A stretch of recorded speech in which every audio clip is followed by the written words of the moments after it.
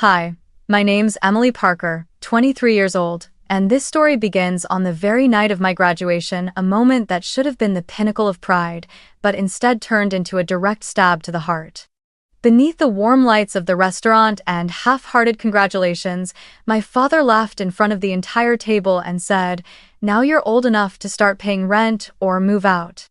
No praise, no acknowledgement for 4 years of studying and working, sending money home to help the family. Just an ultimatum wrapped in laughter. They had no idea that only 24 hours later, I would walk out of that house, move into a new home under my own name, and cut off all the financial support I had been quietly providing for the past 3 years. And when I sent them the message to inform them, their faces instantly changed because my withdrawal would set off a chain of consequences they had never imagined. If you've ever had your joy turned into a joke by your own family, or been bound by guilt they've used against you, watch until the end of this story. You'll see why sometimes the strongest choice isn't to hold on, but to let go. And tell us where in the world you're watching from. I'd love to see how far this story travels. My family consists of just 4 people. My father, my mother, me, and my younger brother, Ryan, who's 3 years younger than I am. But from the moment I was old enough to understand, I knew my place in that house was never equal to his. Ryan was always the favored child, from the way my parents looked at him to what they gave him. When Ryan turned 16, my parents bought him a brand new, shiny red car with the excuse, "So you can get to school easily and work part-time to gain experience." His entire college tuition was paid in full, his spending money was deposited regularly into his account each month, and whatever he wanted was almost instantly his. As for me, the moment I entered college, my father told me flat out, "You're smart enough to take care of yourself. Scholarships and part-time jobs are more than enough. We have to save money for Ryan, he needs the opportunity to succeed." All fint. It might have sounded like he was praising my independence, but in reality, it was more like a convenient excuse to avoid supporting me in any way. I worked multiple shifts at a cafe, took tutoring jobs in the summer, and was lucky enough to have a full-ride scholarship. Even so, every month I still sent part of my earnings home to help pay for the electricity, water, internet, and other household expenses. My parents never mentioned it directly to me, but if anyone asked, they would say, "Emily doesn't cost us anything to live here, she even helps us out." At first glance, it sounded like they were acknowledging me, but in truth, my contributions were never truly valued. They were simply treated as something I was supposed to do. I had been used to this since I was a child. When I was 8, my parents bought Ryan a brand new green bicycle with a ringing bell and a front basket, simply because he had just learned to ride on 2 wheels. My bike, which had been newly bought for me, was immediately handed over to Ryan, and I was given an old, worn-out bike from a cousin. When I asked why, my mother casually said, "Your brother needs a better bike so it's easier for him to practice. You're older now, you can manage." On holidays like Christmas or birthdays, Ryan always got brand new presents still in their boxes, while I usually received clothes from last season's clearance sale or hand-me-downs from my mother's friends' kids. As a child, I didn't fully understand, I just felt sad and left out. But the older I got, the more I realized it was a series of deliberate choices, and I was always the one getting less. Even in high school, my parents made me give up my own bedroom so Ryan could have a better space to study. I was moved into the smaller room that had been used for storage, and it took me a whole week to clean it out enough to live in. Ryan, meanwhile, got the larger room, a new desk, and a new computer. They told me, girls don't need a big room, as long as it's quiet. But the quiet they talked about was really just a cramped corner where I had to squeeze in my books and an old computer, while Ryan had every convenience possible. People on the outside might think I'm exaggerating, that every parent loves their children in their own way. But when love is handed out with conditions, and those conditions always tilt toward one side, the person on the other side knows exactly what it feels like to be left behind. To my parents, I was the child they didn't have to worry about. And Ryan was the project worth investing in. And that idea of investment meant I had to sacrifice not only my time and effort but also the small opportunities that could have been for myself. During my college years, it became even more obvious. I lived in a cramped dorm, ate frugally, and covered my own expenses for books and transportation. Meanwhile, Ryan was set up in a private apartment just minutes from his campus, fully furnished, with my parents paying his parking fees and buying him a premium gym membership. I remember once asking my mother why there was such a difference, and she simply smiled and said, "Your brother is still young and doesn't know how to save, so we have to take care of him first. You can manage on your own." It sounded reasonable, but beneath it was the truth that they never intended to share their resources fairly. What exhausted me the most wasn't the favoritism itself, but the fact that they treated it as if it were normal.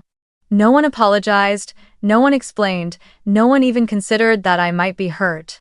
Everything was summed up in the phrase, "You're strong, you can handle it." But being strong doesn't mean you don't feel anything, and being able to endure doesn't mean you have to endure forever. I had learned to grit my teeth and finish everything without expecting anything from them.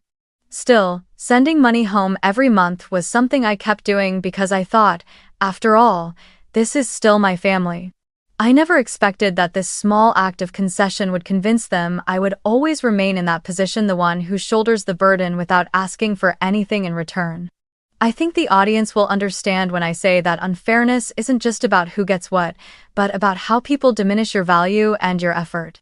For me, the words "pay rent" or "get out" at my graduation dinner weren't just a cruel joke.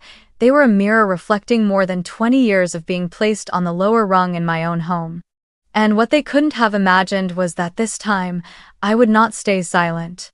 Just a few days before that graduation night, I had experienced two moments that, for anyone else, might have been the greatest milestones of their life.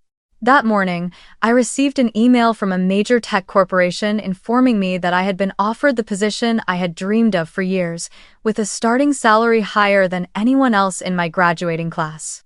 I must have read the line, "We are pleased to welcome you to our team," several times, my heart pounding with both joy and relief. 4 years of relentless studying, working myself to exhaustion, and sacrificing every last bit of youthful fun had finally brought me here to a brand new beginning I had built entirely on my own. Before I could even finish processing that happiness, that afternoon I signed another contract. The purchase agreement for my very first home. It was a small, 2-bedroom house with a gray shingle roof, a backyard just big enough to plant a few flower beds, in a quiet neighborhood less than a 15-minute drive from my new workplace. I had saved every penny for the past 4 years, along with an inheritance from my grandmother, money she had deliberately set aside for me in her will and never disclosed to my parents. To her, I had always been the considerate grandchild who could take care of herself, but she also knew all too well that being able to take care of yourself sometimes meant being left on your own. Now, this house was my ticket out of the cycle of injustice I had been living in since childhood. I had planned to keep those 2 pieces of news to myself, at least until I found the right moment. But the moment I stepped into that Italian restaurant that night, I knew this wasn't going to be an evening of congratulations. The atmosphere at the table was lively at first, relatives and a few family friends chatting, complimenting the food, catching up with one another. I sat in the middle, forcing a smile, responding politely to each small talk question.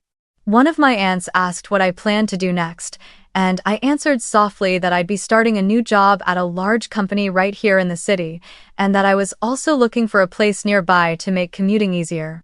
I hadn't even finished my sentence before my father, sitting at the head of the table, cut me off without even glancing at me. He leaned back in his chair, smirking, his voice a mix of teasing and command. "That's good. Starting next month, you can begin paying rent or move out. We can't keep supporting an adult forever." His quiet laugh followed, and then my mother and Ryan joined in, as if it were nothing more than a harmless joke. But to me, it wasn't a joke. That sentence crushed whatever faint hope I'd had that tonight might be a moment for them to acknowledge the effort I had put in. I caught the fleeting pause in a few relatives' eyes before they quickly looked away. No one said anything, as if my father's words were perfectly reasonable. Ryan took a sip of water, shook his head, and smirked, adding, "I'm guessing you'll pick moving out, so you won't have to split expenses with anyone." My mother nodded, half joking and half serious. "That's how you grow up, dear." I set my fork down, my hands tightening in my lap to keep my reaction in check.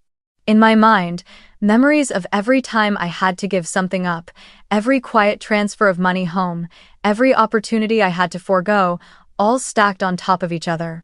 And I knew this was the end. I didn't intend to defend myself. I didn't need to explain anything to people who had grown accustomed to undervaluing me. They had told me I could take care of myself so many times that they believed I would always be there to carry the weight without resistance. But this time was different. I had a new job, a new home, and most importantly, a plan to step out of this orbit and never return. So I simply smiled, took a sip of water, and continued listening to the baseball conversation at the other end of the table, as if their words hadn't touched me at all. But, inside, I had already decided that in just one more day, I would be gone with no warning, no reconciliation script. And when that happened, they would be the ones to face the emptiness and the consequences they had helped create. The next morning, while the whole house was still deep in sleep after the long evening at the restaurant, I was up at 5 a.m. The early summer light slipped through the thin curtains, casting a glow over the stack of cardboard boxes I had quietly prepared in advance. Every step I took on the wooden floor was as light as possible, not because I was afraid of waking anyone, but because I wanted to leave in absolute calm. I packed my belongings one by one into the boxes: clothes, books, a few framed photos of my grandmother, my laptop, and some personal items I had bought with my own money. Everything else, things that belonged to the household or had been given by the family, I left exactly where they were. At exactly 7 a.m., the small moving truck I had booked the day before pulled up in front of the house. The driver, a middle-aged man with a kind smile, helped me load each box onto the truck. No one in the house came out to watch or ask questions. They were still asleep. I knew that when they woke up, my room would be completely empty, with only the bed and wardrobe left behind. I stood in the doorway, taking one last look around. This had once been the space I called my room, but, in reality, it was only a temporary place to stay between times when I was told to give it up or strip it down for someone else's comfort. Now, it was just a four-walled room, stripped of any meaning. We drove for about 30 minutes before arriving at my new neighborhood. My house sat at the end of a red brick paved street, shaded by rows of trees on both sides. It had a gray shingle roof, cream-colored walls, and a low white wooden fence surrounding it. The front door was painted a soft ocean blue, noticeable but not loud, giving off a sense of calm from the very first glance. On the side of the house was a path leading to the backyard, where I planned to plant lavender and a few rose bushes my grandmother had always loved. Inside, the living room felt airy and full of light thanks to the large windows. Warm walnut wood floors, soft beige walls, and an open kitchen connected to the living room with a small bar counter, just enough for me to cook and invite friends over. There were 2 bedrooms, one for myself and one as a workspace and library. The house wasn't large, but everything in it was mine, a feeling I hadn't experienced in all of my 23 years. After arranging the main boxes inside, I sat down at the kitchen counter, poured myself a glass of water, and opened my laptop. The first thing I did was call the electric, water, and internet companies, the 3 services I had been quietly paying for at my parents' house over the past 3 years. I informed them of my address change and requested to cancel services at the old address. The power company representative asked, "Are you sure you want to cut it off completely? The account at that address has been under your name for a long time." I smiled and replied, "Yes, I'm sure. From today on, I won't be paying a single bill for that address anymore." Hanging up, I felt as if I had just set down a burden I had been carrying for far too long. Next, I logged into my bank account and canceled every automatic payment connected to the old house. The homeowner's insurance, the winter gas bill, and even the maintenance fees I had secretly covered to keep my parents from complaining about unexpected costs. With each click of cancel, I felt another strand of the rope tying me to that old injustice slowly snap. Finally, I opened the family group chat on my phone. I typed each word slowly, making sure my tone was calm and concise. I won't be living at the house anymore, and will stop paying the bills starting this month. Wish you all the best. No explanations, no apologies, no roundabout phrasing. I hit send, set my phone down on the table, then walked over to the living room window and pulled back the curtain. Morning sunlight poured in, flooding the entire room with brightness. In that moment, I realized I had just stepped out of a cycle that had held me captive for nearly my entire life. And the most ironic part was they still had no idea how much this was about to change everything. Less than an hour after I sent the message to the family group chat, my phone began to vibrate nonstop. The first call was from my mother. I let it ring until it went to voicemail. Immediately, the second call came, then the third, then the fourth, all from the same number. Each time it rang, I glanced at the screen, set it back down without answering. In under 10 minutes, I had more than 10 missed calls. Interspersed were frantic messages. Where are you? What do you mean by stopping the bills? Come home right now, we need to talk. An hour later, my father joined in on the attack. His first text was short, "This is the family home, you can't just abandon it." The second was sharper. "Don't act like a child. You have a responsibility to the place that raised you." I read each line with a bitter taste in my mouth. All my life I had shouldered responsibilities for them, and they had never once called it responsibility until the moment they lost it. I decided not to answer any of their calls or messages. I wanted my silence to speak for me. For the next 24 hours, I focused on setting up my new home, arranging the furniture, hanging a few art pieces I'd bought at last weekend's craft market. I went grocery shopping, bought a new set of glasses, and picked up a few potted plants for the windowsills. Every time my phone buzzed, I glanced at the screen and went right back to what I was doing. I knew that the less I responded, the more unsettled they would become. The next morning, as I was making coffee, another message from my mother came in, this time with a tone of panic. "The power at the house was cut off this morning, and the internet isn't working either. What did you do?" I took a sip of coffee, feeling the warmth slide down my throat, and almost instantly a wave of relief mixed with quiet satisfaction washed over me. I didn't need to do anything extra.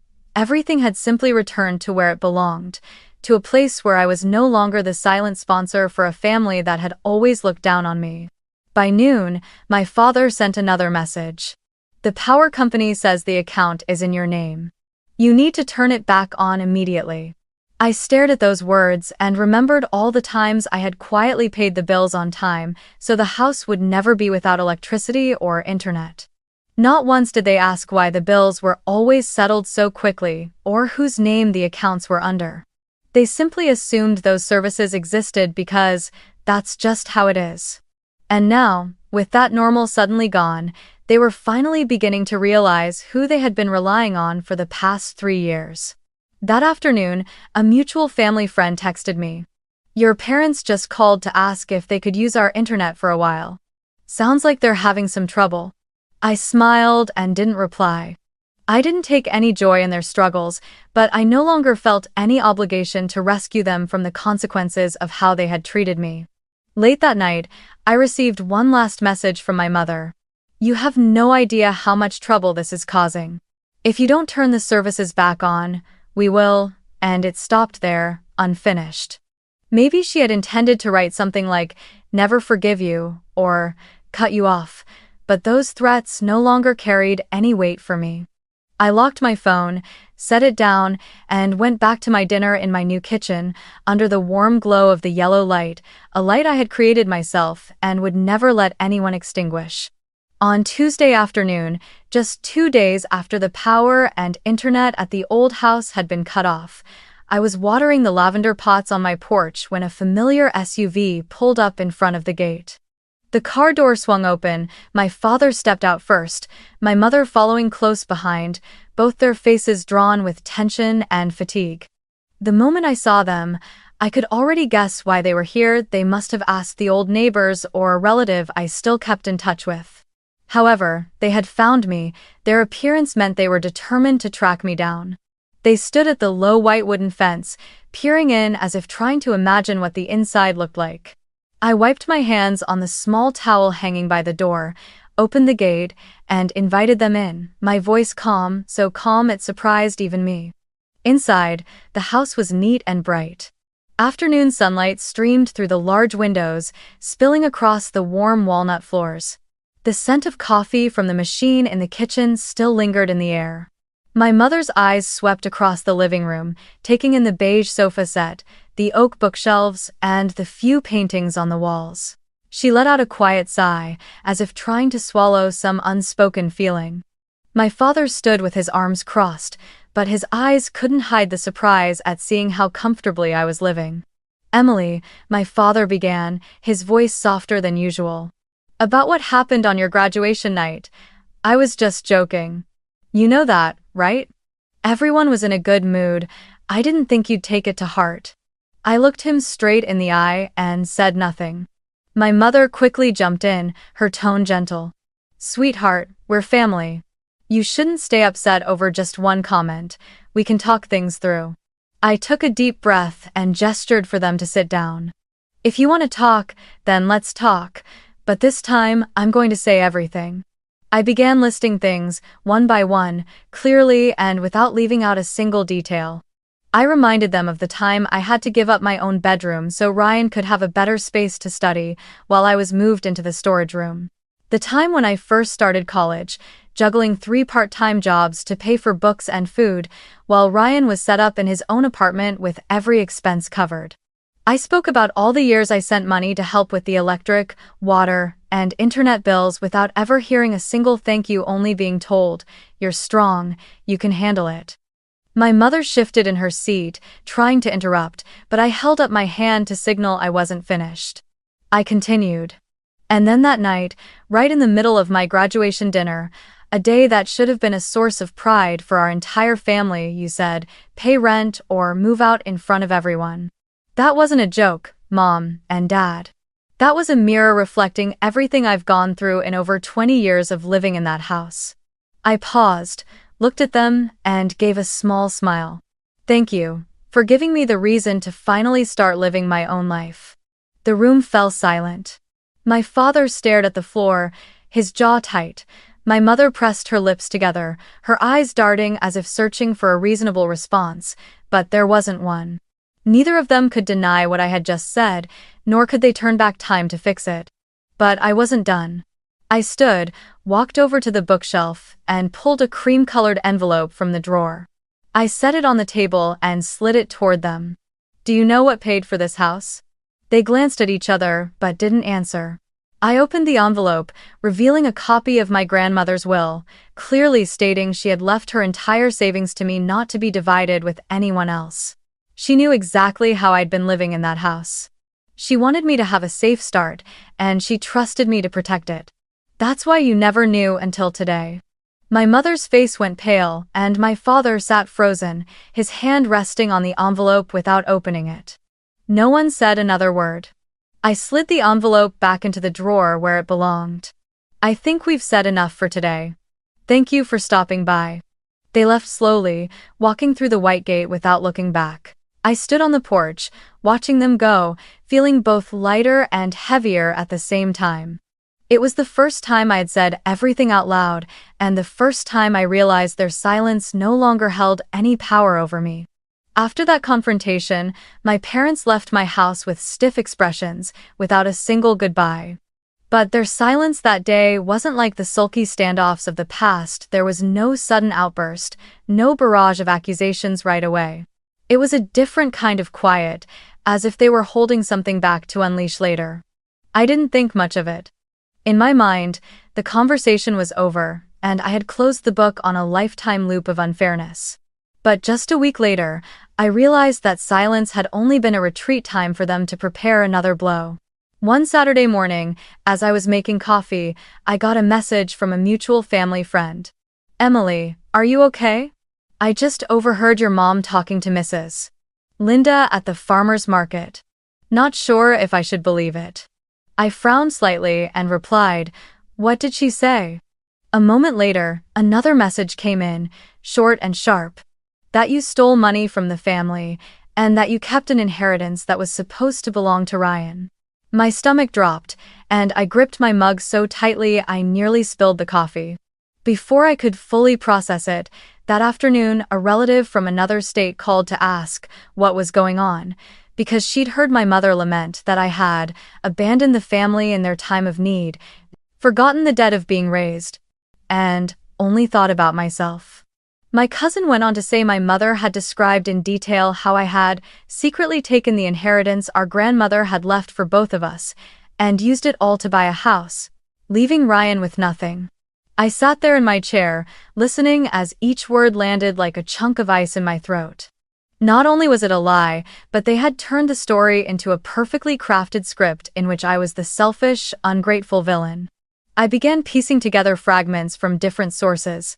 A few old neighbors mentioned that my father had hinted Emily only got rich because of family money, not through her own work. A couple of my mother's former coworkers said she had cried to them about how her daughter no longer wanted to be part of the family. The goal was crystal clear. They wanted me under community pressure, subject to judgmental stares, to make me feel guilty enough to come back and help them. At the same time, they wanted to chip away at my credibility with anyone who could influence my career, especially now that I had just started a new job. At first, I was so angry I wanted to drive straight to the old house, confront them face to face, and demand answers. But then I realized that if I reacted in anger, they would use that very reaction to prove I was the disrespectful child they had always quietly implied I was. I needed a different approach, calm, evidence-based, and definitive. I began gathering everything. First were my bank statements, proving I had paid for electricity, water, internet, insurance, and a long list of other expenses for the old house over the past 3 years, all under my name. I tracked down service contracts, monthly payment receipts, saving both PDF copies and printed hard copies. Next, I reached out to people who had overheard my parents speaking badly about me, asking them to recount exactly what they'd heard and to either sign a statement or send me a written message I could keep as evidence. A few were hesitant, but when I explained that I only wanted to protect my reputation and wouldn't drag them into any conflict, they agreed to help. I also contacted a lawyer, an old friend of my grandmother's, to ask about cases involving defamation and slander. He advised me to keep gathering evidence, especially text messages or emails containing false claims, because they could be used to demand a public apology or even take legal action if necessary. In doing all this, I realized something. I was no longer bound by the feeling that I owed my parents anything. In the past, every time they hurt me, I found some excuse to let it go, thinking it was just family matters.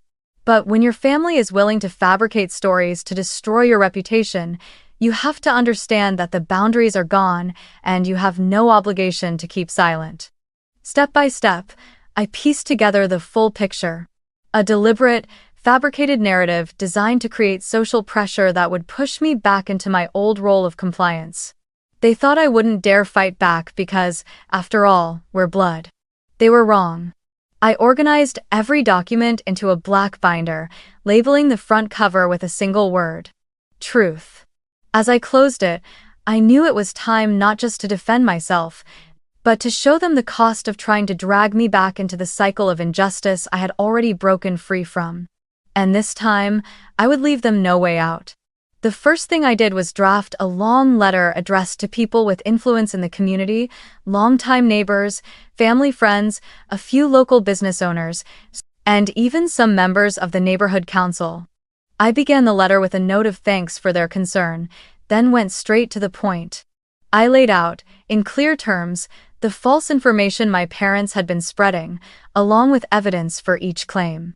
Every payment for electricity, water, internet, all printed and marked with exact dates was included. Every homeowner's insurance bill, every maintenance fee, all in my name for the past 3 years. I attached written statements from those who had personally heard the slander directly from my parents, with their permission, of course. My tone remained entirely calm, with no insults or personal attacks, just the facts, leaving them to compare for themselves against what they had been told. After sending the letters, I moved on to the second step, writing a public post on my personal social media. I spent the entire evening refining each sentence so it would be direct but never slip into negative emotion. I began by briefly recounting my journey, becoming financially independent from the moment I started college, working while studying, still sending money home to support the family despite receiving no support in return. I listed a few specific examples not to complain, but to illustrate the pattern of disregard and exploitation I had endured. Then I stated plainly that recently, my family had been spreading false information, and here was the evidence for people to judge for themselves. I ended the post with a firm declaration. I have stopped all financial support for my family as of this month and will not resume it. This decision does not come from hatred, but from the need to protect myself from a cycle of injustice that has gone on far too long. Family should be a place of mutual respect. When that no longer exists, I choose to set boundaries. The post quickly drew many comments and messages of support. Some expressed shock at how the truth completely contradicted the story they had heard before. Others quietly sent words of encouragement.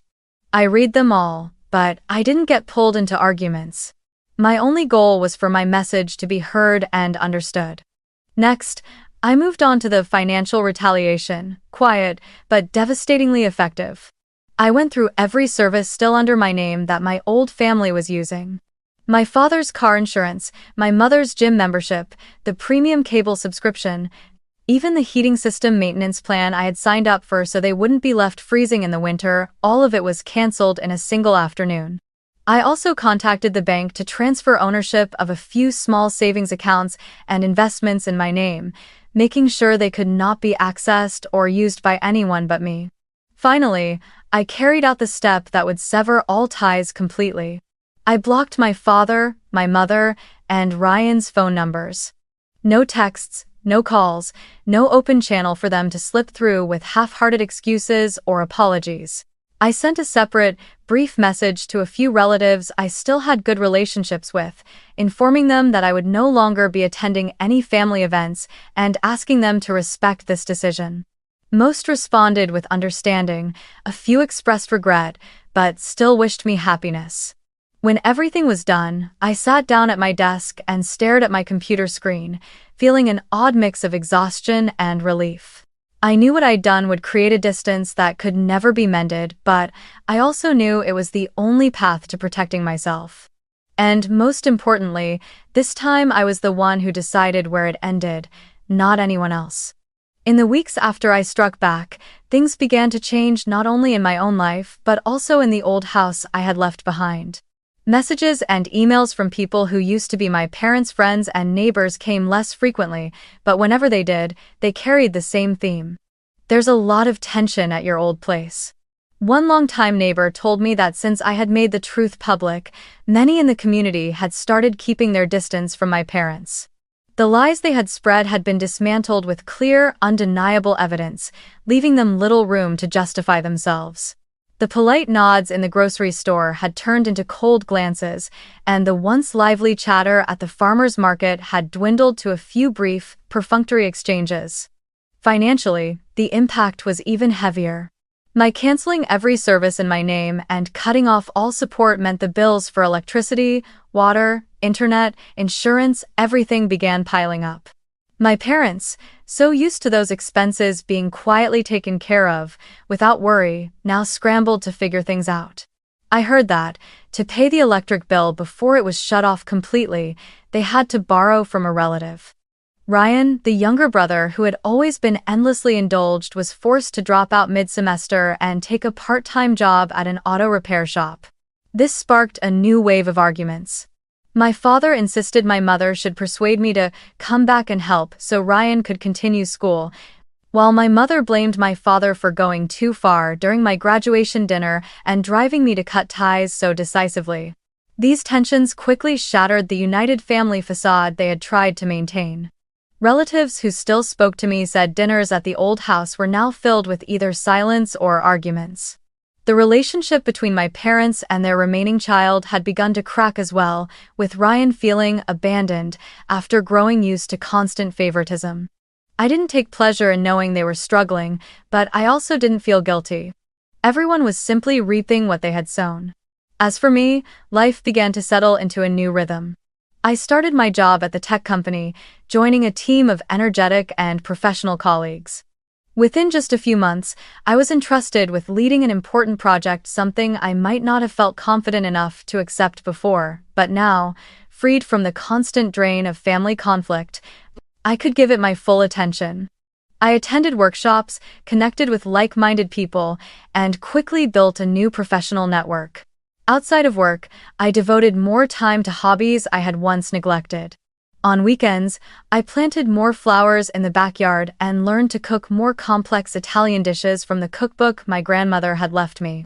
I began a personal project, writing a blog about my journey to independence and setting boundaries in toxic relationships.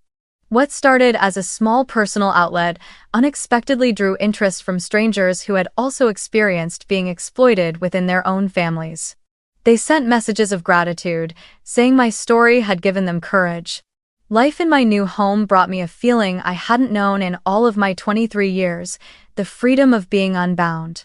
Every time I locked the door in the morning or stepped back inside at night, I knew this was a place where every decision was mine. No more pointed reminders, no more watchful stares or sighs of disapproval. Just quiet space, the smell of morning coffee, and plans for a future I chose for myself. Looking back, I realized that cutting ties wasn't just about ending a relationship, it was about creating space for better things to enter. And this time, that space would be filled with what I chose, not what someone else imposed on me. That night, the air was clear and cool. I sat on the wooden chair out on the balcony, a thin blanket draped over my shoulders, a cup of hot chamomile tea in my hands. Below, the city lights stretched out like an artificial galaxy, blinking and breathing slowly with the rhythm of the night. On the small table beside me, my first work contract with the new company still bore its crisp folds. I opened it, letting my eyes run over each clause, each signature. Not because I didn't already know it by heart, but because of the comfort it brought me, a small document, yet proof that everything was now in my hands. I leaned back in my chair, letting my mind drift through the years before this. The times I was told to give up my own room for my brother. The dinners when I came home from long shifts exhausted, only to pull out my wallet to pay the bills while hearing my father say, "You're strong. You can handle it." The holidays and birthdays where my gifts were second-hand while Ryan unwrapped something brand new. And the mocking remark at my graduation dinner, "Now you're old enough to pay rent or move out." Each memory appeared vividly, as if it had happened just yesterday. But unlike before, I could see them now without that suffocating weight in my chest. I had broken free from that cycle, and more than that, I had carved out a new path for myself. I know some people will say cutting off your family is too extreme. But they haven't lived this story. They don't understand what it feels like when every achievement you make is diminished with, "You can take care of yourself," while every demand from them comes wrapped in the label of responsibility, one you are never allowed to refuse. When family uses guilt, or even slander, to drag you back into a position of compliance, silent endurance only allows the abuse to continue. You can't expect them to change if you never draw the line. A boundary is a declaration. I deserve respect, and holding that boundary to the very end is one of the deepest acts of self-love. I once believed that blood was an unbreakable bond, that no matter what, I had to maintain contact and endure. But I came to realize that blood does not excuse disrespect. And sometimes, cutting ties is the only way to find true peace. The night breeze gently stirred the lavender in the pots, its soft fragrance mingling with the air. I closed the contract, took a sip of tea, and let myself quietly savor the moment. No more relentless calls with demands, no more scrutinizing eyes, only the slow, steady beat of my heart, reminding me that I had chosen right. From here on, every road I take will be one I choose, no one else. If you're listening to this story and see yourself in it, disrespected, neglected, or hurt by the very people who were supposed to protect you, remember that your worth is not determined by how they treat you. You have the right to set boundaries, the right to say enough without feeling guilty. Loving yourself is not selfish, it's how you protect yourself from cycles of injustice. Blood is not a free pass for others to disrespect you. And sometimes, the strongest thing you can do is not to hold on, but to let go, walk away, and build a life where you are treated with the respect you deserve. I'll see you in the next story.